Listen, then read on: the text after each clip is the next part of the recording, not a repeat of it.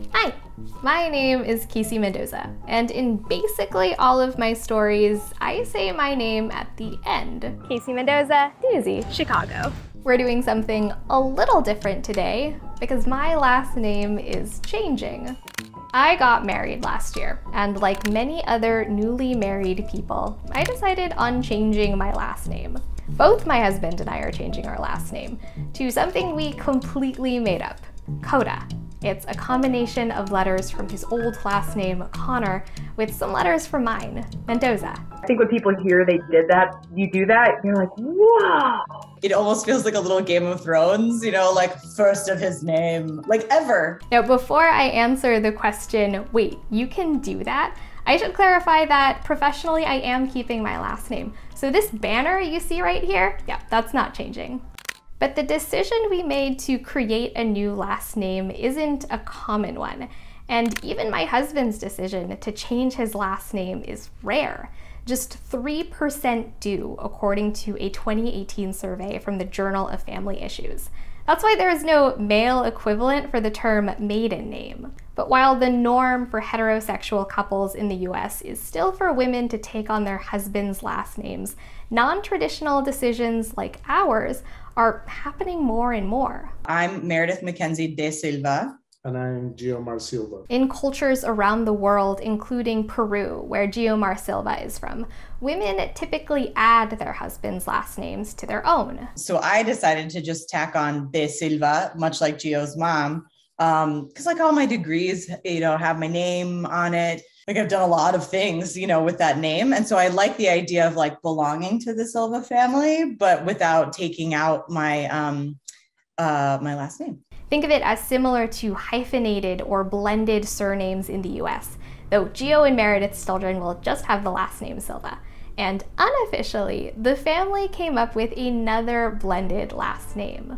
For fun, we do a combination of our last names, which is Mac Silva. That's our official seal, family seal in the Christmas cards. Yeah, like we have a doormat that says welcome to the McSilvas. While chatting with the McSilvas about last names, there was a topic that kept coming up. This idea of individual and family identities and what it means to combine the two, but still respect the former. As someone who has a name that is published professionally, that's something I thought about a lot. Around 22% of women who married in the 2010s kept their last name after they got married, and most of them are highly educated, high-earning, and established in their careers. For a while, I thought I would be included in that group of women, but at the same time, I wanted to have the same last name as my husband and any future children we have. And I came from like a really large family, and we were both ready to like have our own identities. Hannah Malone and her husband both changed their last names after they got married. And so we just kind of like, we're like, well, what if we, you know, make our own last name and pick a new one?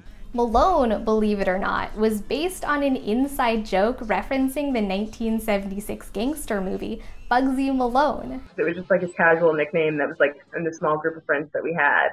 And we just laughed about it for so long. We were like, let's do that.